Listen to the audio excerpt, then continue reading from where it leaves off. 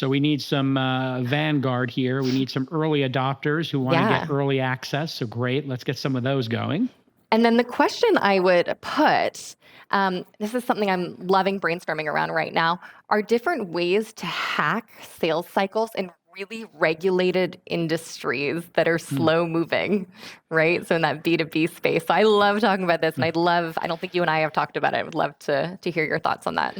It's a tough one. Whenever you go into education, let's say, or you go into housing, as you are, healthcare, these are some of the giant castles that are hard to scale. They got moats around them. They got drawbridges, got alligators in there, got arrow slits. It's not fun.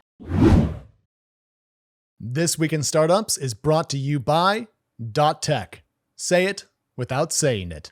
Head to get.tech/twist or your favorite registrar to get a clean, sharp .tech domain today. Coda. Coda empowers your startup by bringing words, tables, and teams together. Strategize, plan, and track goals effectively with all your valuable data in one place. Go to coda.io/twist to get started for free and get 6 free months of the team plan. And Netsuite. The business landscape is very chaotic right now. That's why you need Netsuite by Oracle. Download the CFO's Guide to AI and Machine Learning for free at netsuite.com/twist. Hey everybody, welcome back to Twist. This is Alex, and today's episode is all about founders. We are talking to 3 different startups that are each taking a very interesting tack on the world. We're going to dig into what they're building, why, and how it's going to move the needle. First up, we're talking to Paid.ai, or just Paid if you want. They're a Twist 500 company working in the world of AI agents, but unlike your Sierras or other companies that want to build an agent for you and deploy into your company, this is all about helping the companies doing the actual building. So what Paid does is help companies track how much money their AI agents cost by checking their number of prompts and which models they're using to get a good idea of what they're spending, and then also helps them with AI agent billing. This is the kind of picks and shovels work that often doesn't get quite as much press as the OpenAIs and Anthropics of the world, but if we are going to bring AI agents into the enterprise, into the world of small business, well, Paid could have an absolutely huge business. Think of it a bit like, Twilio, but for AI agents, to make a very loose comparison. An absolute treat of a chat. You're going to love it. Then we're talking to the founders from iTruckr. Now, the world of trucking, you may not know much about. You may not drive an 18-wheeler. If you do, shout out. But most people here, I don't think, are doing that. So why do we care about trucking? Well, what iTruckr learned is that the world of truck dispatch, freight management, and all the relationships between individual truck drivers, truck owners, dispatchers, and loads is kind of run by phones. It's not very efficient. So what they've done is built an AI tool that helps all the communications be done simply, easily, and quickly from devices and services people already own and use. I love this company. I love seeing technology applied to kind of like flesh and blood industries. You're going to love it. Then to wrap up the day, Tenax AI. Now, if you think about climate change from a risk perspective, what does that mean? Well, you might be worried about increased wildfire risk, increased flooding risk, extreme weather in general.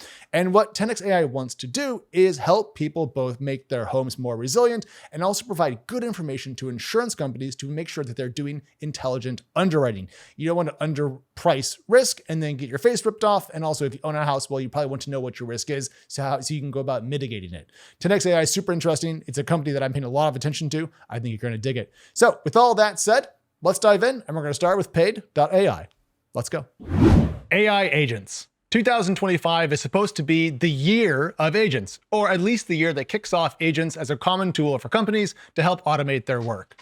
But while companies are working to integrate agents into their workflow to try and make more money themselves, what about the companies building AI agents? Are they making money? We know that major foundation model companies like OpenAI and Anthropic are seeing their revenues soar, but at the cost of a huge burn, so the question really does matter. One startup has its eyes fixed on the question of AI agent economics. That company, Paid.ai, wants to better track AI agent costs and help with monetization so that the work of making autonomous AI tools can prove profitable for both the provider and the customer. To tell us more about Paid and the state of the agentic economy, please welcome to the show, it's Manny Medina, co-founder and CEO of Paid and former co-founder and CEO of Outreach. Manny, hey, how you doing? Yeah, I'm awesome. Good to see you. Thanks for having me. You get 10 points for having your logo behind you in neon signage. That is fantastic. I have to ask, how long after the company was founded did you guys get that made for your podcast studio? So the company was founded around January this year. We broke code in, towards the end of January, February. And, we've been rocking since. We have, we started with pilot customers and that we now have close to 20 of them. And we just landed our first enterprise customer last week. So we're super excited about that. And the neon sign was a detail that the team brought together. It turns out they're very easy to make. I didn't know how easy they were to make, but they're fantastic. Turns out there's actually just a bunch of services that'll make them for you, but it does make you appear to be incredibly legit. I want to get into customer growth and the exact thing you're building in a second, but I want to just set some foundations here for folks. People have said, like I said in the intro, that it's the year of agents. What I'm curious from your end, Manny, is how many companies are really in the market today that are building AI agentic tools that they're taking to customers and therefore, need what you guys have built. But how many companies have reached that level of maturity, if that makes sense? So the agent market is incredibly early, and it's incredibly early in that anyone can build an agent, but very few can build an agent that is solving a problem for somebody that is willing to pay for it. That said, because agents are actually being sold, the majority of the agents that we're seeing are being sold into non-tech spaces. You're not going to hear about them. You're going to hear about them when your plumber tells you that it was the agent that they scheduled their appointment, and it was the agent that told him that he needed a part. Or whenever your architect uses, an agent to figure out the cost of the house you're about to build. Sure. Or the mortgages are going to be performed completely by agents over the next, in the next year or so. So it's a little bit like taking the red pill, that once you take it, you can't unsee what's happening out there. And we all here took the red pill, and there are agents in every single nook and cranny of the economy. They're just getting started. Some of them are not yet quite monetizing. Some of them are just, out there, getting market share. But the great majority of them are fine-tuning the agents to work precisely well in the industry in which they're deployed, which is incredibly exciting because it's opening an opportunity for people who are not traditionally in tech to be in tech and make money. To use technology tools. Yeah, no, that makes good sense to me. Do you think we're going to see then agents make their way into technology companies more generally this year, next year? When does the other part of the economy come onto the agent side of things? I think that usually the way the economic cycles work with innovation is that, software startups buy from other software startups, and you go up and down one-on-one, and that's the majority of your market, and you try to expand from there, and that's when you cross the chasm. I'm seeing it all the way around. I'm seeing, real American, real business companies that are already jumping directly into agents. They're bypassing the whole cloud thing and going directly into agentic purchases. And companies that you would think have no business being an agent, such as freight forwarding or supply chain or fleet management or mortgages or insurances, they're all going directly to agencies. And there's two reasons why this is happening. One is because their workforce is aging out. And they found agents as a way to not have to go and retrain new kids to become actuary who they may not want to be. The other one is the fact that the comparison of an agent is not against other agents or human beings, it's against BPOs, which are human beings. But BPOs are business process outsourcing shops, people that will do the busy work for you off-seas. Or 100%. Overseas, I mean. Exactly. And an agent compared to a BPO is incredibly more efficient, more effective, and higher performing. So that's sort of like the table stakes right now of what's going on with agents. And that's a very rich market to go after. And we're going to see that for the next 5 years until we start seeing other effects of agents in the marketplace. Founders know you can't plan a future strategy for your business without having the most up-to-date and accurate information possible. Listen, nobody's got a crystal ball, but you can start to future-proof your business by using NetSuite by Oracle. It's the #1 AI cloud ERP on the market. What's an ERP, you ask? Enterprise Resource Planning. It brings every facet of your business into a single unified platform. That means your accounting, your financial management, inventory, and more in one fluid, perfect platform, giving you the control and visibility you need to make rational, data-driven decisions. And If you're running a complex global business, NetSuite's One World solution makes it easier than ever to track all of your most important metrics. You can keep an eye on multiple subsidiaries at once and automate your intercompany transactions with NetSuite's comprehensive AI-powered approach. This team has over 25 years of experience helping thousands of companies from every industry grow and thrive. Here's your call to action. Oracle's got a free gift for all of our Twist listeners and viewers. Download the CFO's Guide to AI and Machine Learning for free at netsuite.com/twist. Once again, that's netsuite.com/twist. So agents are here today, often in places where you can't quite see them. You're optimistic about their ability to improve and expand their market share. So this is the year of agents, year one, I guess we should think of it. Not that we're going to get to the end this year, but certainly we are accelerating towards an agentic future. Fair enough? 100%. You just planted your asparagus field and they're all sprouting. So all you're going to see is sprouts. Next year is going to be a nice, bountiful harvest. Okay, let's talk about where paid fits into this, because everyone knows in a traditional SaaS context, software is very margin efficient. You can have gross margins in the 70s, 80s, some cases even low 90s. One reason why everyone loves it. AI, on the other hand, is often more expensive to run. And I presume that when you build an agent that has a foundation model from a third party inside the core of it, it's expensive to run as well. So can you just tell me what the economics look like for the average company selling agents for those products? How much do they cost to run? And if you can, before Paid came in, how are they tracking those costs? So the difference between a normal SaaS company, like a SaaS company of the 70 to 80% gross margins, and an agentic company is exactly what you talked about. I said the cost of inference and the cost of tokens that they're paying to the foundation model provider, and those go on top of your cloud cost. So now you have your 80% cost, and you have the additional cost of pretty much the human replacement. So whereas a SaaS company will have 70 to 80% of gross margins, an agent company would have somewhere between 40 and 60% gross margins. Okay. And that will significantly, and then that's problem number one, or sort of situation number one. Situation number two, and that is incredibly variable depending on the type of customer. So for instance, you can have a customer, if you're in customer service, you can have a customer that calls in and you quickly tell them the answer to what they're looking for and on they move.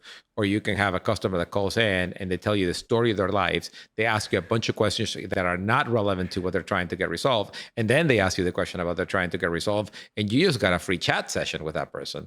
And that costs you a ton of tokens. And you're paying for all the tokens. Yeah, exactly. You're paying for all the tokens. You're paying for all the tokens. Exactly. So really, the more terse versus verbose your customers are, if they're chatting with your agentic product, the more money you can make. So really, that does imply that you want to get to value very quickly in those interactions to prevent excess token generation.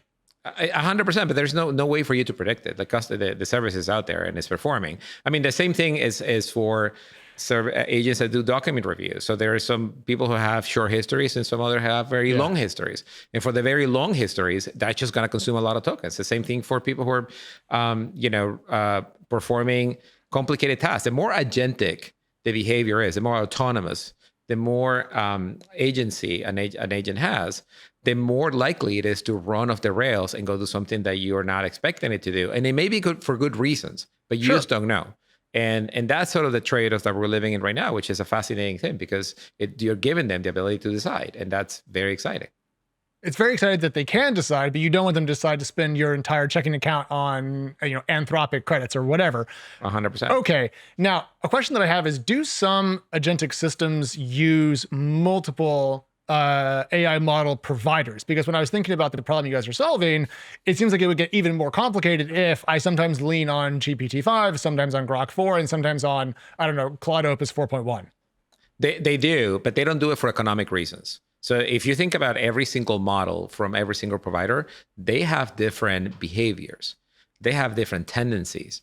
They may answer the question completely differently, even if they're provided by the same vendor. So you don't know, because it's all a black box, whether you can, hard replace, Sonnet with, any of the versions of GPT and whether that's going to work for you or, Gemini, et cetera. So So there are definitely ways for you to arbitrage the token cost, but the tasks need to be relatively simple and relatively swappable. In which case, you may not even be solving the right problem, because there will be an agent company out there that will take your problem, bundle it into a bigger basket of problems that are solving it, and make you irrelevant. So it's a very dynamic environment right now where there is no free lunch for anybody, right? It's like, if you're making a ton of money, you can rest assured that there's 4 YC startups that are going to come after you with a much better model that is going to solve a bigger problem you're solving in your roadkill. So it's the old Bezos quote, your margin is my opportunity, right? Oh, 100%. 100%. Okay, at Amazon, people used to live with like somewhere between 6% and 20% operating margins. And it was a good day when you hit 20% because people bought a lot of books. But on the day that they bought a lot of electronics, you could be upside down. So you have to be really careful on how you operate. This is why, most of the companies give you free coffee at Amazon. You got to put your 25 cents in the little jar before you put yourself a cup of coffee. I didn't know that, but that was my experience at the headquarters of State Farm once. I got there after going to a lot of Silicon Valley offices, and I went to the little cafe, and they're like, "That's $1." I'm like, "What? This is outrageous." There you are with your Silicon Valley entitlement. We're hoping for a free latte, and you just have to pay. It wasn't even a latte, man. It was just a black coffee, but that's what you get for going to Southern Illinois. That's what you get. Okay. So clearly you don't want to undercharge for your agentic work, because then you're upside down and that's terrible. So talk to me about how Paid helps people actually sort out the discrete costs per, I'm not sure the phrase here, agentic interaction, agentic use case, the where the rubber meets the road, if you will. Yeah. So if you think about the dynamics of pricing has roughly 3 components. One is your cost. So you clearly want to be above that. The other one is, what is the equivalent of the service that you're providing, and how much would that cost? And in the iteration that we're living right now, that equivalent for the agentic cost is a human being. So you can easily compare, what would a human take to do the same work? And the third one, of course, is a competition. Like if somebody is doing the same thing that you're doing and they have a different cost, you have to be solely in the same ballpark of that. Yep. So what we help everyone see is the fact that, A, we help you see your cost. But B, we help you understand what is that the agent is doing, so that when you pitch it to your customer, the customer can figure out of all these activities the agent is performing, which ones do they attach the most value to, and you can charge for those. And this is the change in mentality that we are embracing. We're actually asking our customers to embrace, is that you don't need a consistent price sheet for all your customers. What you do need is to make sure that your value aligns to the customer perceived value receive.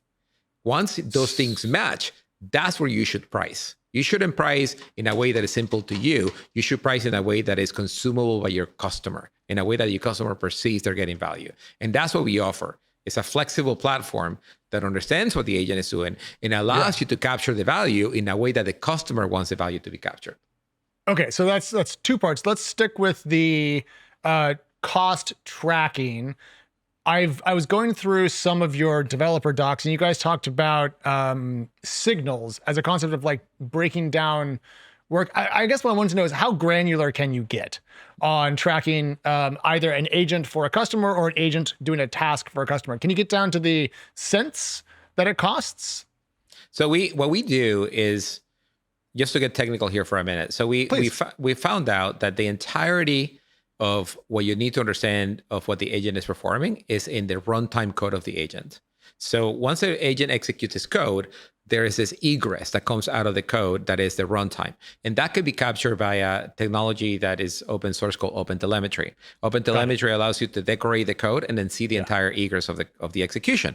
The egress of the execution is like, imagine somebody's walking around right next to you, clocking every activity that you do and taking a note. Every time you drink coffee, I clock it. Every time you do a podcast, I clock it. You go take the kids, I clock it. And now you have a catalog of everything that you did today. And now you can choose, what are you going to charge for? And what are you going to show, right? And that's what the technology does. And once you do that, then you can go around and by customer. So if a customer bought your agent because it saves them time, if a customer bought your agents because it shortened times to value to their customers, if a customer bought your agent because it delivers higher NPS, you can charge for those things because you can see it. Okay, so you can get very, very granular and you can decide what to charge for. Are you pushing us towards a world in which each customer not only pays a different price for what they're getting in an agent context, but it could also vary based on the specific task they're putting to it in that moment? Is that responsive to the customer asks of the service? Absolutely. So let me tell you an actual exact example. Okay. We're working with customer service agents for car dealers. And it turns out that this car dealer customer service agent is blowing up in the Middle East. And the work performed is the same. So they take an inbound lead, they convince it to come into the showroom, they get more information about the kind of car they want. And once they become a customer, they sort of try to get them in for services and for upsells, right? So it turns out that the same customer, the same activity, sorry, not the same customer, the same activity the agent does, if that activity is performed in South Dubai, and you get a customer into the Beamer dealership, the likelihood of they walking out with a car is in the 90-some%. Why? Because they have a lot of money. If they like the Beamer, they walk off with it. Versus North Dubai, where the likelihood of they walking out with a Beamer is a lot lower because they tend to be a lot cheaper, a lot more price conscious, and then go from dealer to dealer to dealer until they find the right price. So driving a lead into the store at the South Dubai dealer is worth significantly more to the dealer than it is driving a lead to the North Dubai car dealer. And how do you capture that value? Even though the work is the same, the value is significantly different. You want to capture that.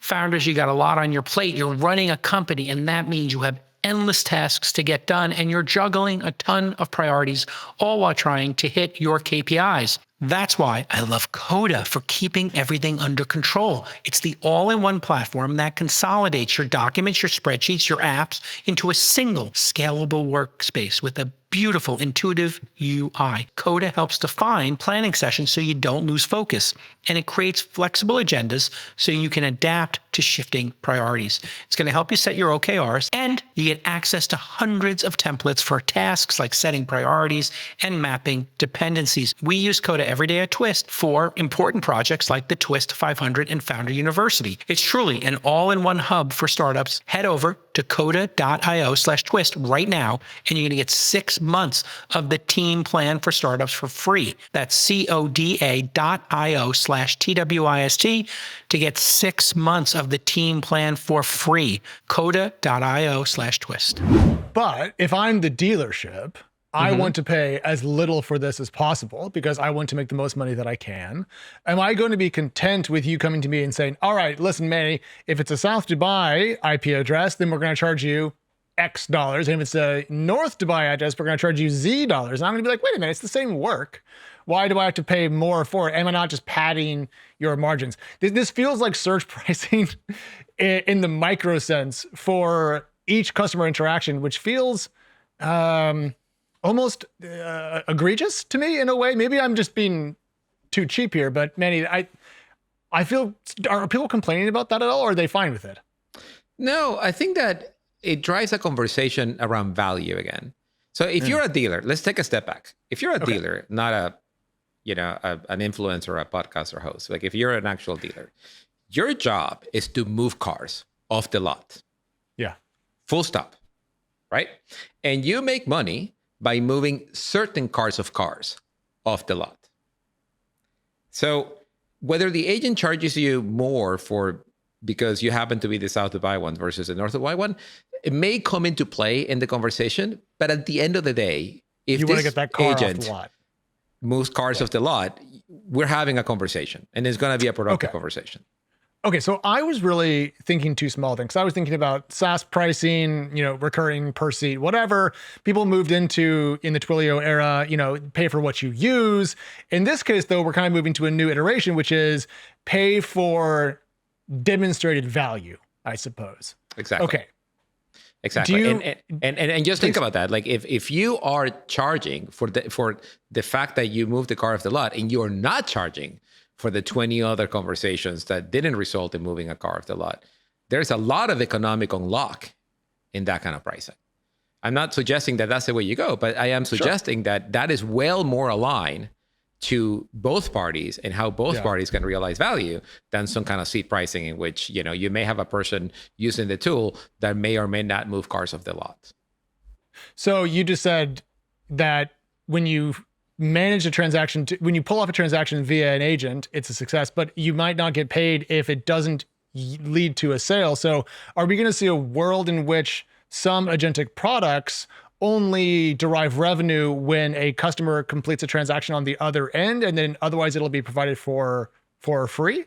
Yeah, that's entirely in the cards. That's super aligned, but also it sounds very complicated given you'd have to have so much information about, you'd have to know that there's a split in Dubai, you have to draw the line here, and you'd have to probably define in sort of some billing system. So has all of that technology been built that we'll need, or are we still working on building the scaffolding up to provide the granular information you would need to be so detailed on your pricing? No, so that's what we do. That's exactly what we do. So we eliminated. So we built Paid from the principles of what are the future interactions going to be like. And once you decide what the future interactions are going to be like, then you need that kind of flexibility. You need to be able to provide, like, again, I'm not saying anything new here. Like, you should be able to provide the value and deliver the value that your customers cares about and then charge for it. But as it turns out, every customer is in a different path. It's in a different value perception curve. And they should be able to pay in the way they want. And like what we have done in the last 20 years is convince the software vendors that because we're so powerful and so magical that we can charge this arbitrary per seat thing, because it's really hard for us to otherwise scale the pricing. And I think that's a big bag of lies. I think that in the end of the world, software is very cheap to build, and you should be able to build exactly what your customers need. And like your inability to scale custom pricing doesn't seem like it's your customer's problem. That seems like your problem, and you should really fix it. Yeah. Okay. So in the future world, then, let's say that I'm selling an agentic product to a Dubai dealership. Do I have like a forward deployed engineer that's helping them, dig deep into their granular business to define the right pricing setup for them? Or is this something that's automated enough that a dealership could set up a relationship with an AI agent vendor without having to do a lot of custom coding work to make their iteration function? Because I feel like if it's the latter case, your business is going to be much bigger. If it's the former case, it's going to be slower growing. I think that a lot of these rules are going to be baked in. So like one of the things that is beautiful about this agentic world is that we're truly embracing services because we're replacing services. But as you embrace services and replace them, the kind of service you provide is higher level. You see what I mean? So instead of like doing forward deployed for, hooking up the agentic workflow that is going to, do discriminatory pricing based on your location, I think you will do some other kind of services around, where car dealers actually make money is on the trim. Is on the services, is on the upsell. So like the idea there, then you're going to really have your juices flowing more into like, okay, so what kind of marketing program can I run to get people back in here? You see what I mean? Like, how can I elevate the trim? The moment you fall in love with that red Beamer, how can I sell you the one with the spoiler and the one with more horsepower? So those are the kinds of things that you're thinking about that this kind of pricing unlocks. Well, I was really excited to talk to you because I feel like you were attacking a really interesting problem point in the AI economy today, figured out what it costs to run an agent and also how much to charge for it. I didn't realize though, Manny, and this is, I'm so glad you came on, just how detailed you're going to need to get and also how good that's going to be for the end customers. But what this does do is put a lot of pressure on the AI agent companies, because if we're going to charge only for really defined value, they have to build high quality products that really get there. So I guess good luck everybody building, because there's going to be you have to sign up for 1,000 seats to get the enterprise, SSO or whatever. You're going to have to really be good everywhere. 100%. But isn't that the way it's supposed to work? Aren't we? I'm not saying this is bad. I'm saying it's exciting. Why would you go to a doctor that is okay versus the doctor who actually fixes your problem? The website is Paid.ai. Manny, thank you so much for coming on. We really appreciate it. And when you hit 100 million ARR in 40 months, just call me up and we'll talk again. I'll dial you right up. Good to see you. All right, Jason, speaking of founders, we have one literally waiting in the wings. I'm incredibly excited to bring Camilo Ramirez. He's the co-founder and CEO of iTruckr. Now, you know this company, Jason. It's based in Pittsburgh. It was in Launch Accelerator 34, and it's working on helping trucking companies do more using AI agents. And what's cool is Camilo is not just another Stanford graduate out there trying to sling code to a market. No, he's actually driven trucks on a cross-country basis, both dry and, as he says, reefer, which means refrigerated. Camilo, welcome to the show. Hey guys, nice thank to you. see Appreciate it. Yeah, nice to see you. I was absolutely in awe of your performance. You did a great job presenting in the accelerator. And yeah, sometimes domain expertise is great. Sometimes domain expertise can ankle you, but sometimes it can give you an unfair advantage in the space. So what have you learned in that aspect? And maybe start with telling us what your insight was as an insider of what needed to be built here. That'd be a good place to start. Sure. Yeah. Well, thank you guys for having me here. Appreciate it. Yeah. Former truck driver a couple of years ago, where I understood the pain points of the driver when you're driving over 600 miles per day.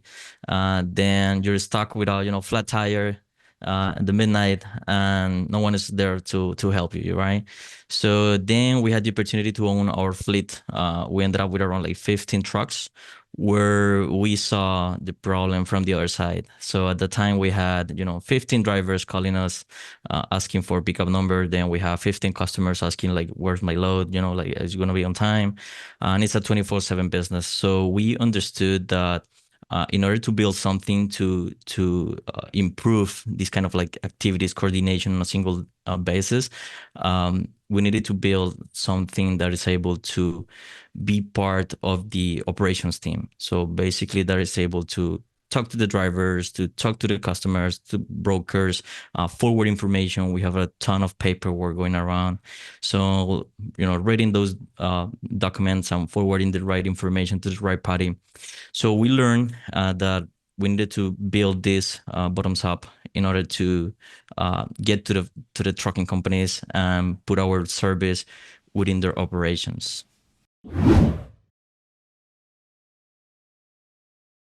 Y'all know I'm obsessive about a good domain name, and I'm so proud of my exclusive collection of single word, easy to spell.coms from begin.com, inside.com, mahalo.com, aday.com. But the truth is, the supply is dwindling. You could spend your whole life brainstorming ideas, but 99.99% of the best .coms are taken by rich guys like me, or they're sitting there wasting away unused. But fear not, founders. There's a simple solution. .tech domains. A .tech domain means you don't have to compromise or give your company an awkward name you hate. .tech instantly lets everyone from customers to potential investors know you're a tech company building something innovative. It's in the domain. That's why over 500,000 founders have collectively raised over $5 billion in investment using their .tech domain. Even CES, the world's largest electronics show, is using a .tech domain now for a reason. It's time to move over to .tech. So head over to get.tech/twist, get.tech/twist. So when this was done prior to your product, iTruckr, which is ITRUCKR, drop the E, right, for elite, you found there are dispatchers. Dispatchers are curmudgeonly humans who have to get on the phone with all these parties, right, and yell at the drivers and manage the people who are, sending a load across the country, and they're chain smoking Marlboro Lights in some boiler room somewhere, and they're getting paid a large amount of money to do this, essentially air traffic control for trucks. Yeah, where do they get paid? Yep. So there are like two different ways on how that operates. So we have like some fleets, they are able to like bring those dispatchers like in-house team of people. So it's a little bit cheaper for them because you're hiring like a full-time employee. But then there's a lot of trucking companies that use like dispatching services. So those fleets are able to, they're not able to, bring a full-time employee. So they're paying like a portion of the revenue of the Oh, of that sounds whatever they're moving. expensive. Yeah, it's pretty much expensive. If you have like 10 trucks, you're making So what 100K. was your solution then? You I know you had an AI first solution to this. So what did you build and how has it worked? Yep. So we are deploying AI workers, AI fleets within those operations. So basically, we are automating the communication. So now a trucking company, instead of having like 3 dispatchers to dispatch a fleet of 15, 20 trucks, they probably just gonna need 1, because we help them with like booking loads, right? So now our agents are able to go to different load boards, find different option of loads, make the phone call, send email, book the load, then And talk that's to the being done driver. by an AI agent that's Correct. calling on the phone using voice Yeah. or text to voice, I guess. And you built all these sophisticated AI agents, and they occur as a co-pilot where they're supervised, or are they stable enough to deploy them and not have a human in the loop or a human checking them? How does that work? Because we've heard a lot with this MIT study. Oh my God, AI doesn't work. Obviously, co-pilots work really well. Agents, people do have concerns. So yeah, unpack that piece. Yep. So we right now they have a dashboard where they can see like the whole operation. So they can see like how the AI is talking to the driver through text messages. They can see like how the email is replying on lifetime. Then they also have the option to like stop whatever the AI is doing, or the AI suggests a few things. So let's say, just to give you like a specific workflow. So they have a truck idling for 6 hours. So the AI notified the dispatcher or the fleet manager saying, hey, we have these drivers in this location. Is idling his truck for 5 hours. You want me to find a load?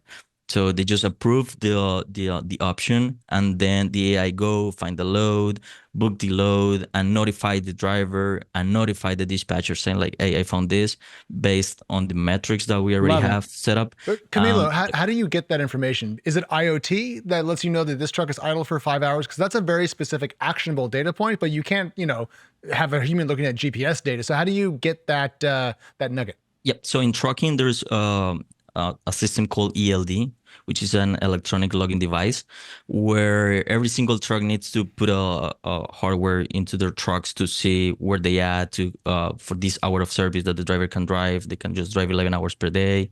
So they have this GPS tracking kind of thing. So they have all these telematics, like, fuel consumption and all that. So we are integrating those ELDs into our system. So we are able to see where the truck is, how fast they drive, if they have enough fuel to get to the delivery location. Truck drivers have no privacy. They can't stop and like have a couple of beers and drink or have a hamburger and take a nap and then go 75 miles an hour the next morning to make up for it.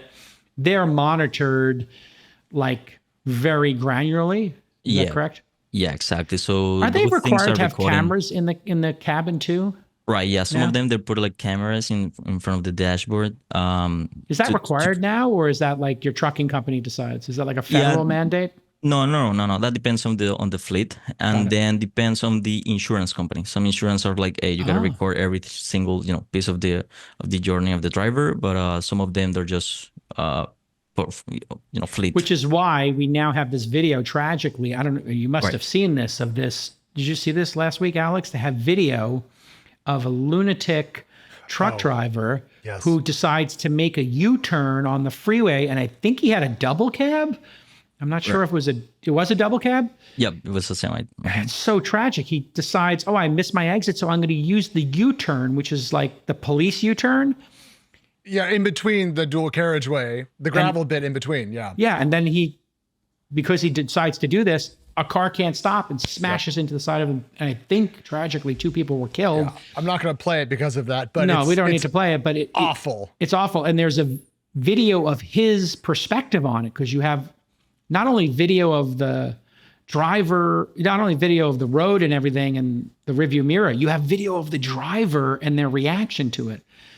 Yeah. That was pretty tough. Camilo, what's your average trucker? How many trucks does the average customer of you guys have? Because what I learned prepping for our chat today is that trucking companies come in size from absolute pipsqueaks to absolute behemoths. Yeah, so we started with smaller fleets, like 1, 3, 4 trucks operations. Once we like fully deployed the product, we now are targeting like mid-size fleets. So anywhere from like 3 trucks to 100 trucks. Okay. Those are the ones that are feeling the pain, that they're having, like 4 or 5 dispatchers working 24/7, talking to drivers, talking to brokers. So those are the fleets that we're targeting right now, and we are And focusing. how many of those companies are there in the US? I don't think a lot of folks that are listening to Twist right now have a good feel for how many mid-sized trucking companies there are out there. I presume it's a lot. Yeah, so let's say that in total we have over like 2 million fleets. That includes like box trucks and all kind of like fleets. Then within the trucking we have around like 800,000, right? And then within those 100,000 we have around like 300,000 for mid-size, like 3 to 100 trucks. So there's like a plenty of a room for us to play here. Awesome. Well, it's office hours. Company's doing well. You got through the accelerator. You got customers. You're growing nicely. You're using AI to the fullest of its current abilities. You're one of these companies that's like the tip of the spear in using this technology. But we're here, and there must be some things you're either struggling with or challenged with. Any questions for me or anything you want to discuss? Well, now we are seeing a lot of opportunities like in enterprises accounts, kind of like larger fleets, even like out of the country opportunities. Great. So in order for us, to stay focused on how we're growing, because we're growing pretty fast, any tips on like how to handle both things, like, like how we Sure. handle enterprises? Yeah. So the great thing about enterprise customers is that they will spend more money. And if they love your product or service, they're probably less price sensitive. The great thing about the small boutique, smaller customers is they might be more scrappy and willing to try something, right? Because they don't have the budgets. And, that's why a lot of people will use startups as their first customers, because startups will actually use the product. Whereas if you go after the big enterprise clients, they take a long time to sell. They're going to need SOC 2, so you're going to need to get in touch with Vanta, make sure your SOC 2 is compliant, all that good stuff. And they just take forever, right? They might have a 6-month sales cycle. They may want you to build custom software, so they can be a bit of a headache. What's important is to study your customer base. And if you're in a highly fragmented market, there can be many customers. What's a highly fragmented market startup that's done incredibly well? Spotify. They went after small merchants. There was Magento and other big products, going after the large enterprises, going after Target or, I don't know, Walmart. Maybe those companies are even too big. They build their own because it's so critical for the user experience. But they went after the long tail. HubSpot. They wanted, small firms, Squarespace. There are big companies that use it. There are small companies that use it. So then you have to make a decision. Do you want to have a sales team? Do you want to deal with custom software? Do you want to deal with approval processes? And both can work. Obviously, there's Salesforce and other tools for large enterprises for sales and marketing functions. And then there's HubSpot. And this will inform a lot of product decisions and a lot of go-to market decisions. Your go-to right now, I'm assuming, is founder-led sales. You email a small trucking company, or they hear about it from another small trucking company. You get on the phone with them, and the person you're talking to owns the business, gives you their credit card, fills out a form, and you're done. Okay, so you get a nice quick hit. But it might only be $1,000 or $3,000 a year. And you might start to say, you know what? I want the $10,000 a year customer. I want the $30,000 a year customer. So it really is going to determine how you staff and fund your company. You may need more runway to go after that. So what does your gut tell you, or what does your knowledge tell you about what type of market you're in? Are there a small number of large players and a long tail of small ones? Are there plenty of both? So both business models will work? I don't know enough about trucking to know the answer to that. Yep. That's pretty good advice. And right now we're seeing our product into this mid-size level, which is the sales cycle much faster because, like you said, the owner is involved, so it's really easy to show them the product. Like, hey, here's the solution. They're scaling their operation, so it's really working right now. But then those enterprises comes and they're like, hey, I want to use your technology, not your product, but your technology to put into our current systems. So, but it's a different game, like you just said. So we will gotta like you work on might that. need to price differently for them, and you then have one group that is easy breezy. They'll just use your solution. Like I said, the other group is, oh my God, I need this custom thing. I need that custom thing. Can you get into our accounting system? And a way to do that is to say, yes, we can do it. It's going to require a $250,000 activation fee for us to build that. And we need you to pay up front. If you're willing to do that, we're happy to work on the project. And then you can hire 2 developers or a product manager and a developer, and you tell them, I will embed ourselves. You may have heard me talk in the Accelerator or Founder University. Did you go to Founder University too, or just Accelerator? No, just the Accelerator. Great. And so I've told the story before about bear hugging a client, which is when you embed yourself at their company. So you could say to one of the big ones, I'll put a product manager in your office for 6 months to sit with your team and to outline all these features. We just need $250K in advance. And that's for the first 6 months of this trial. And then afterwards, this is what the pricing would be. So you're kind of challenging them to not waste your time. Mm-hmm. The biggest problem founders get into is that, oh my God, this is such an incredible lighthouse customer. And then some mid person there wants to get points. They drag you through different specs and documents and meetings, and then they try to sell it to their boss, and then that person decides they're going to leave the company, they get fired, and you lost your contact there. So you got to kind of let them have skin in the game. You got to say, listen, we're a small company, we're 8 people. In order to do this, I need 2 more people. In order to do this, I'm adding 5 new customers a month right now for the existing product. I just need you to make a commitment up front. And so how do you feel about a $250K pilot for 6 months?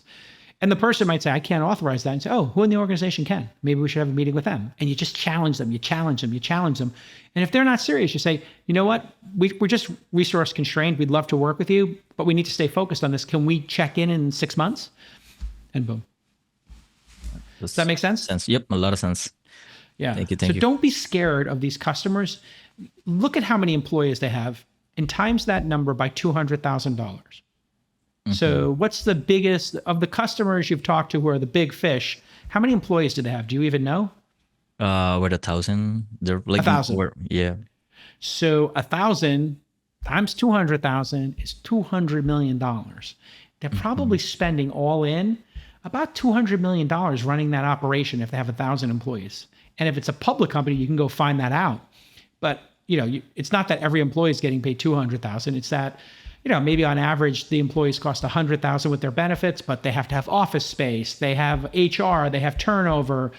They've got to recruit people. And you start just as a back of the envelope number for a mid-sized company that, and then for a Google or for a Facebook, maybe it's $500,000 per employee. You can estimate what they spend. Alex, if you were to look up how much money Meta spends a quarter and how many employees they have ballpark, and you were to divide those 2 numbers, and he'll go do that in real time because he's awesome at these kind of things, you'll get a certain expense base per employee. It might be 500, 750K in total spend because they build signature office space. They have other kinds of infrastructure. They have consultants.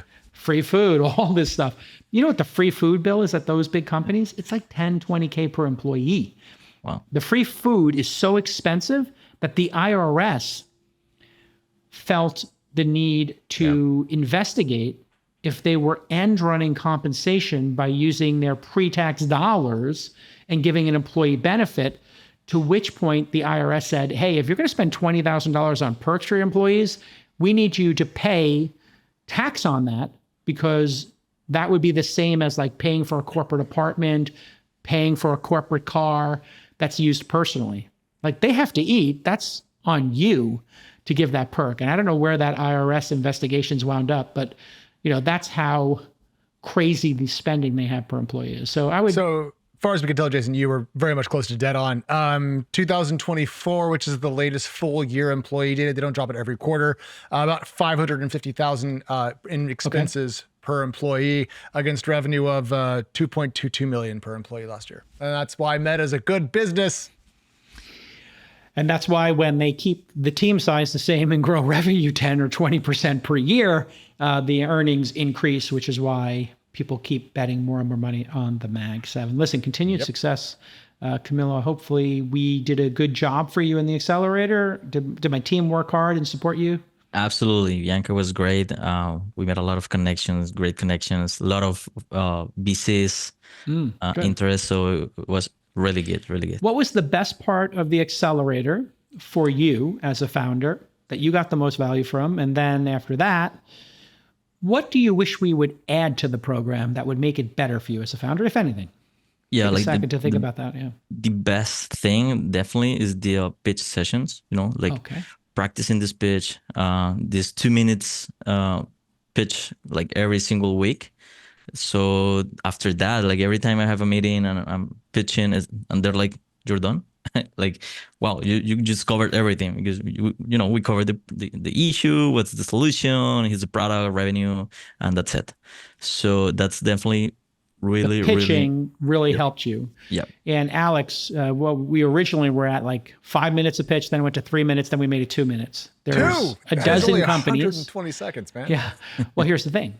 You are making a trailer of your startup is what we tell the founders. Now, the trailer for Star Wars doesn't tell you, spoiler alert, that Darth Vader is Luke's father. It just tells you like this is an epic thing happening in space and there's lasers and there's ships and there's a Wookiee and you're like, oh, I want to know more about this movie. That's what we try to accomplish, which is, oh, wow, this is an interesting founder or interesting founders. And they found it's a really interesting market. Oh, and this is a really interesting solution. Oh, and this is a really interesting TAM. Oh, and the competitive set is, Marge smoking those Marlboro Lights, 2 packs a day, yelling into a landline, and who tells you to get the hell out of her office and throws the ashtray at you when it's filled with 20 cigarette butts if the boss comes in there and tries to give her a hard time. 2 packs a day is excessive smoking. If you're smoking 2 packs a day, man, what's inside of you? I mean, I know these dispatchers. These are curmudgeonly, hardcore individuals. I love them. I knew them from the dispatch at Harbor Car Service in Bay Ridge, Brooklyn, where I grew up. Because, there was like a large Marge there, too, who would yell and scream at people. And get the hell over there. Pick up John the Beard's kids. It's the middle one, Jason. He's got to get to school. He's late. They give him a hard time. Okay, what can we do better? Is there anything that you would have liked to add to it? Sometimes people ask for mentors. I always felt the mentor thing was kind of garbage because they had these mid-mentors. But you tell me, is there something that we could have added to the program that would have helped you more? I mean, well, yeah, the thing with mentors is that really depends, like who's the one that is going to help us, if it's going to be like a founder, maybe, could be a good advice. But what else I can say? More money. Could be more money. Zero. Could be more money. Okay, sure. Zero. We'll double it. Sure. Great. Yeah. Add more money to the program. Thanks, Alex. You just cost me more money. That would be a great opportunity to double the money. Yep. And but no, for real, it's a really full program. We really love the pitches, the introductions. I mean, we haven't seen programs like this one where you see every single week 5, 6, 7 different VCs. And just not like associates, but also like the managing partner, and then he's the owner of the fund.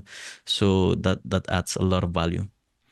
To unpack that, Alex, some firms do like this big demo day and they advise you, hey, don't do meetings with investors before then. Just get your startup nice and tight.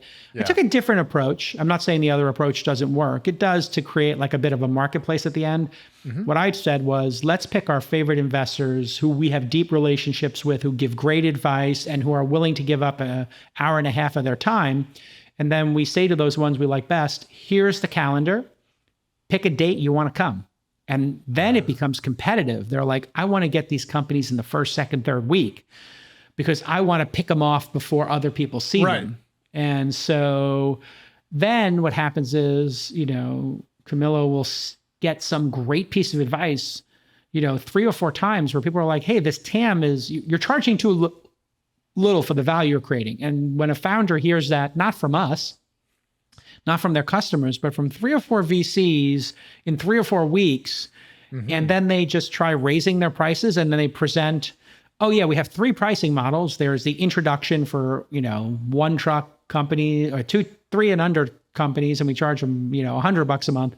But then these ones we charge $750 a month and $1,500 a month. And when we changed that pricing, we saw people, half our customers moved up. And when we deprecated the free product, we got rid of 20% of our annoying customers, and the 80% said no problem, and they just agreed and checked a box to pay the higher rate.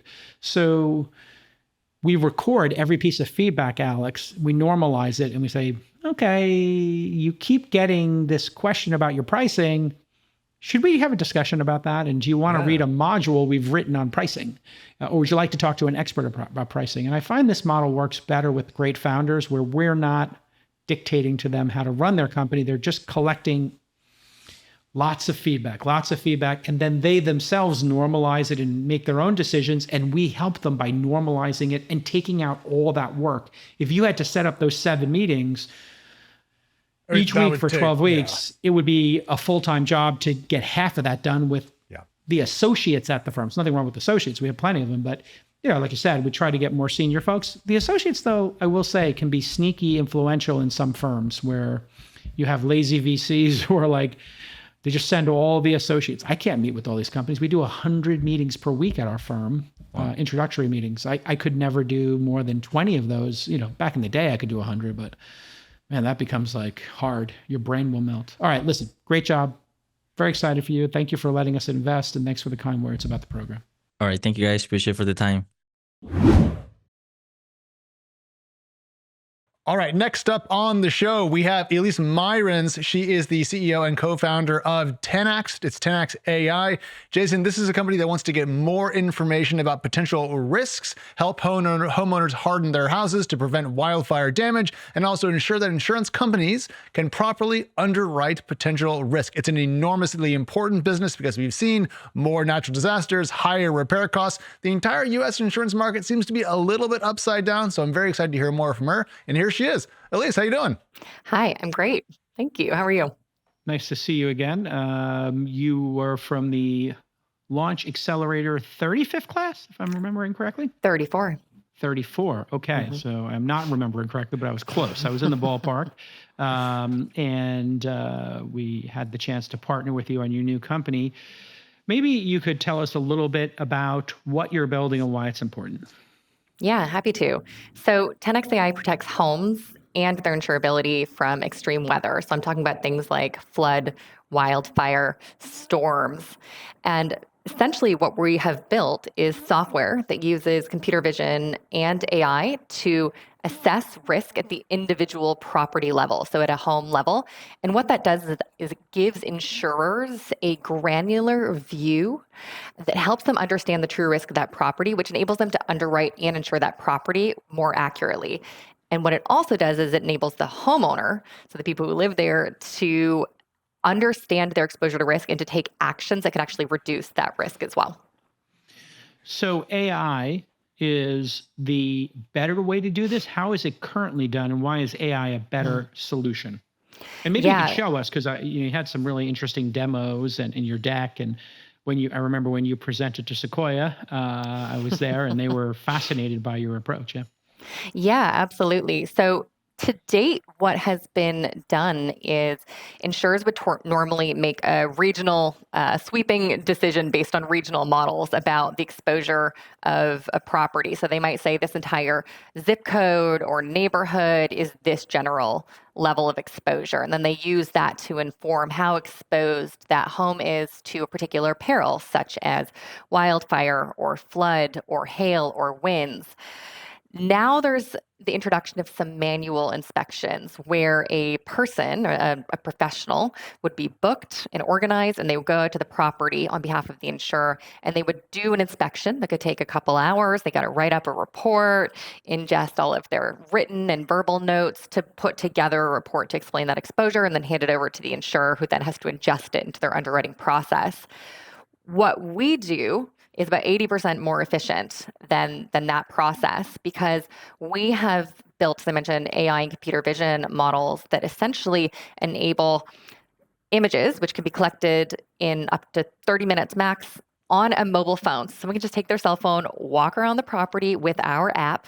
Very, very simply. You need zero expertise whatsoever. The average homeowner can do it.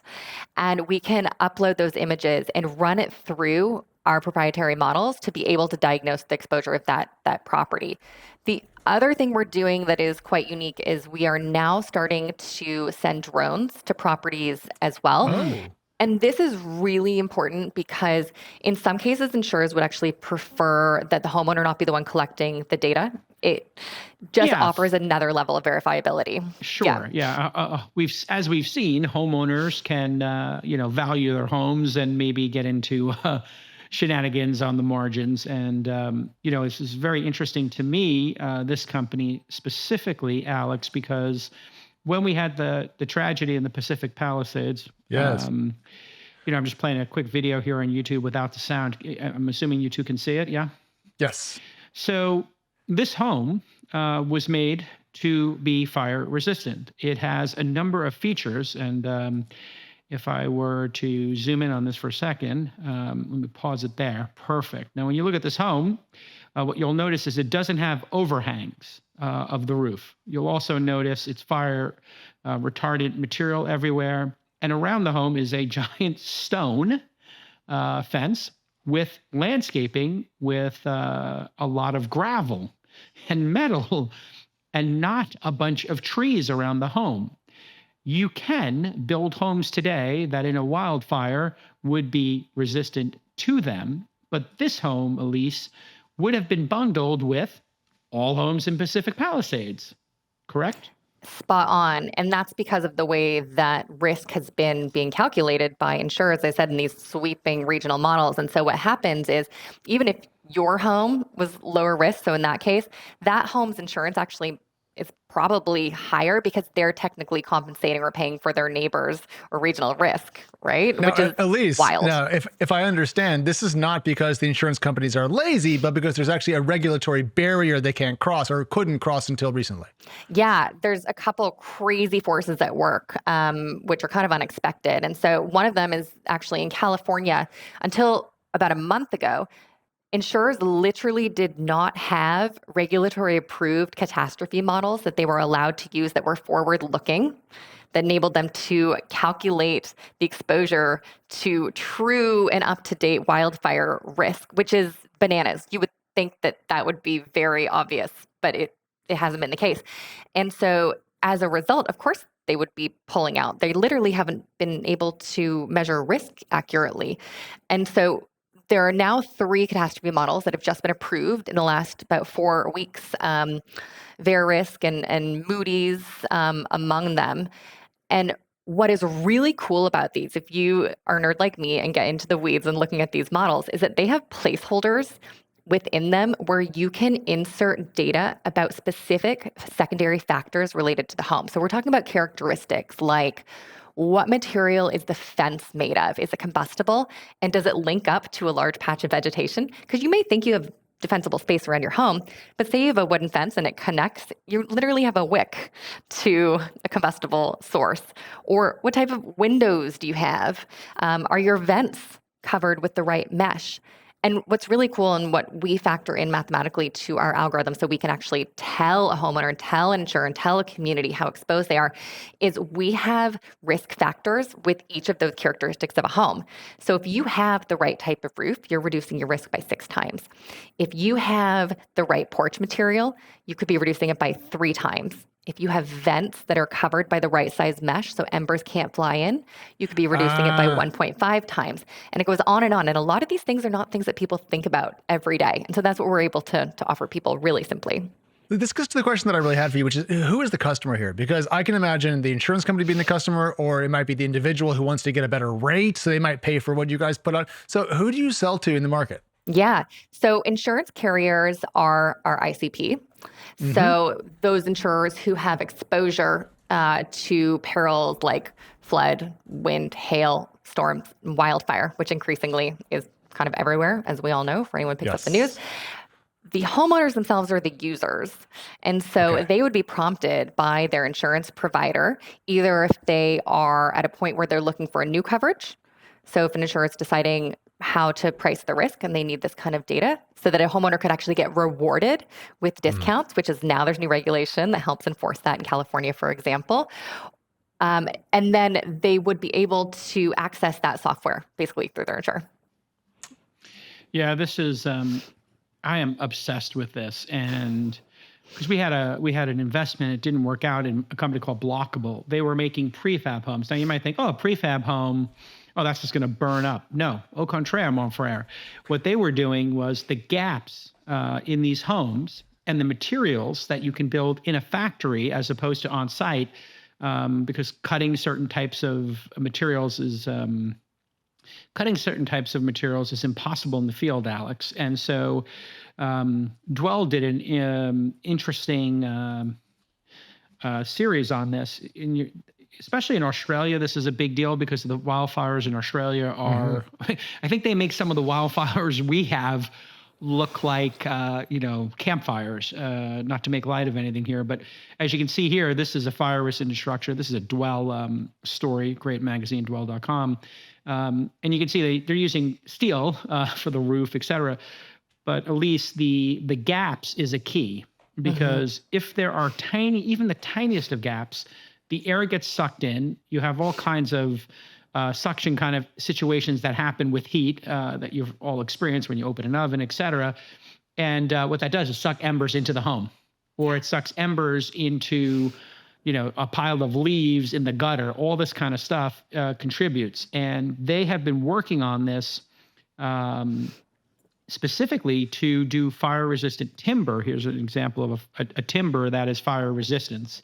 And then other folks are making what some people might consider ugly, made out of iron, but you don't have to go that far. And then, as you see here, the distance of the trees to the home, also critical. So it is completely possible that if you clear the brush around your home, the chances of it burning down go way up. If you look at flood resistance home, that was another thing that happened in the wake of Katrina. And Breezy Point, where I used to summer as a kid in Brooklyn and the Rockaways, they started building homes that are 4 feet above the water. Yes, Elise? And have these really interesting panels on the side of them. My brother was a firefighter, my grandfather as well. And what these panels do is when the water comes rushing in, so you don't see under the house, but when the water comes rushing in, it just blows the panels out. The pressure from the water just blows them out. And then you just have whatever you have in your basement is like, you keep surfboards there or whatever things, you're not putting a full on, theater in your basement. These panels blow out, allowing the water to flow through. So aesthetically, it doesn't look like you're living on stilts, but essentially you are, because the panels just are made to break away. So flooding is the other big high order bit here, Elise, I guess. Yes, flooding is going to be second for us. And I think you're touching on something, Jason, that's really important. And we hear this so often when we talk to homeowners who say, well, what can I really do? I live in an area that, I'm told is prone to, in this case, wildfires. The reality is there are so many things that people can do, but they don't know. And it's not only a roof, and then people, say it might be the roof. They're like, well, that's so expensive. Well, the reality is, the numbers have been run, and we know without a shadow of a doubt that at the very minimum, $1 invested in the right retrofits or controls on a property saves at least at a minimum 6 in recovery cost, right? And then if you can do these types of retrofits and then get insurance as well, so you're insurable and you're not having to pay for, an insurer of last resort that is insanely expensive, well, then you're in a really good position. And so we're trying to give people advice on those things that they can do to help maintain their insurability. Elise, I have a kind of annoying question here, but if we make it so that people who are very proactive about fire, hardening their house from either fire or flooding or whatever, can be insured on a single house basis, and is that going to leave a lot of homeowners who may not be able to harden their homes out in the cold, essentially, because they'll become uninsurable because the risk pool will be narrowed from a neighborhood size to an individual home? What's the other side of the good news that we can have more information, I guess? Yeah. Okay. So there's a few aspects of that. One is actually something that we are seeing is interest from communities themselves, like so from HOAs, local and regional governments who actually want to take a community-wide approach to risk reduction. And so the idea here is that, when you can harden multiple homes in a neighborhood, you can actually improve the survivability of the entire neighborhood. And we also see from a behavioral lens, when one person in a neighborhood starts to take action, it does spread. I was going to say like wildfire. It's a wrong pun. But it does. There is a contagion, and a certain like aspect of. There's all kinds of These bad are analogies we can terrible make here. analogies. Terrible You'd be analogies. surprised There how were like a other ones I smile. could have used that would have been even worse, Alex. But Yeah. in some ways, those homes, Elise, become a firewall.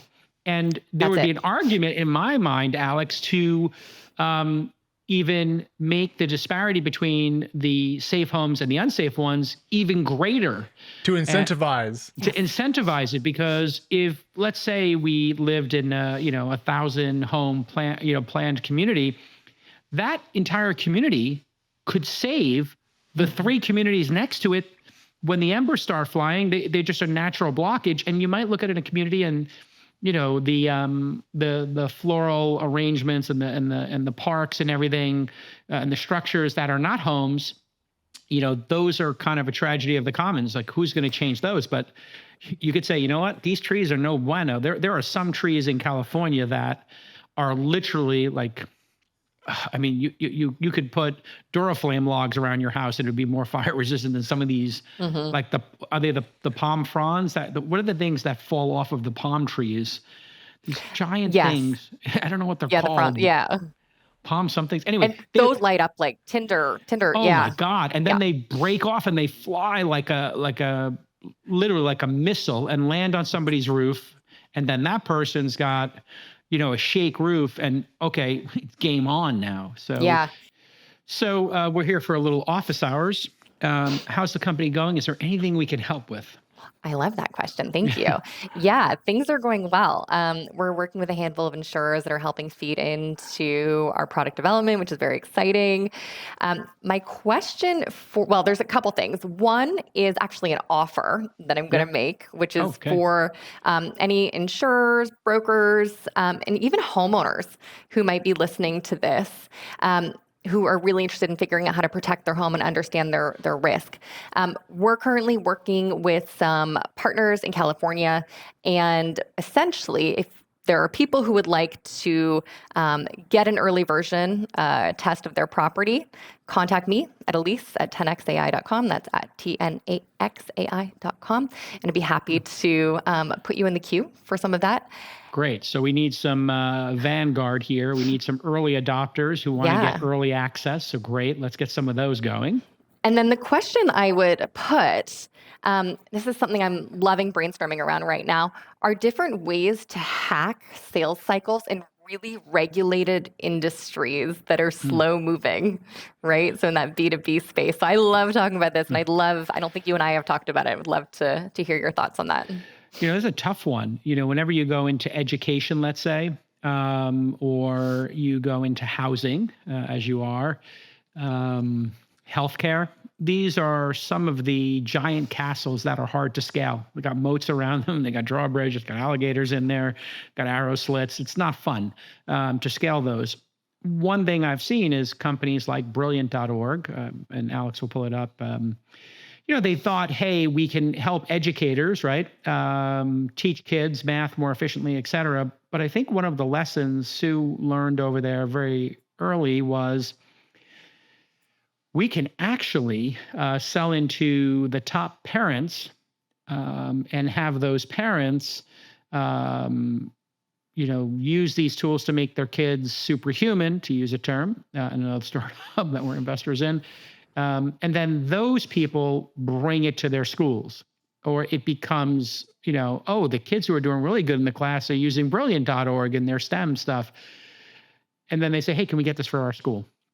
And so I wonder if you find high-end homeowners where you can consult with them or build some product or service that helps them navigate lowering their insurance and also just lowering their risk and advising them. So if there was an audit of my home and you told me for $500, $1,000, $2,000, $5,000, I have some expensive homes that cost a lot of money.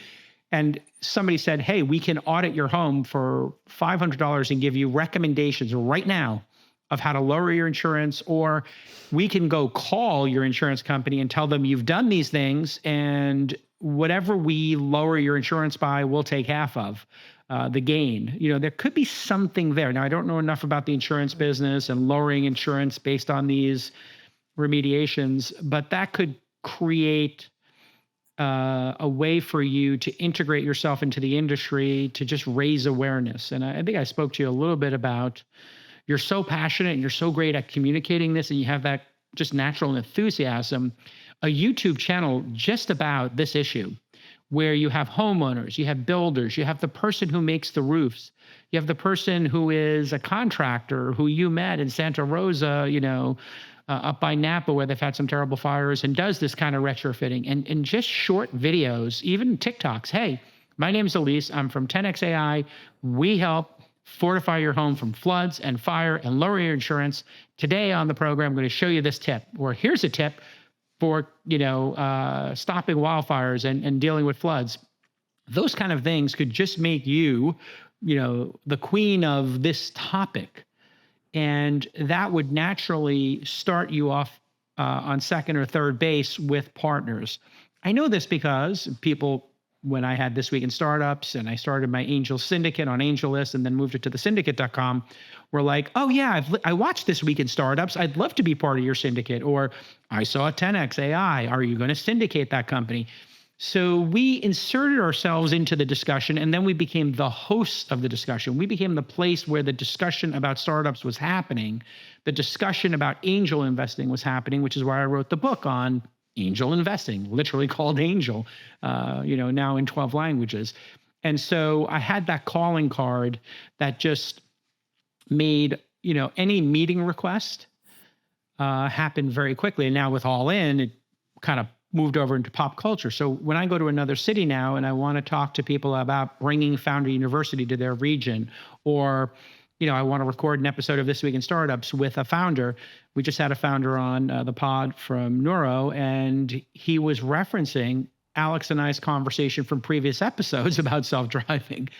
And so that means their chance of coming on the pod goes up. The chance of me investing in the company goes up. You get the idea. All right. Everybody go to 10xai.com, TENAXAI.com. And if you are a homeowner or you're in insurance and you want to help a founder out, just with some conversations and maybe some tips and advice, Elise at 10xai.com, ELYSE at.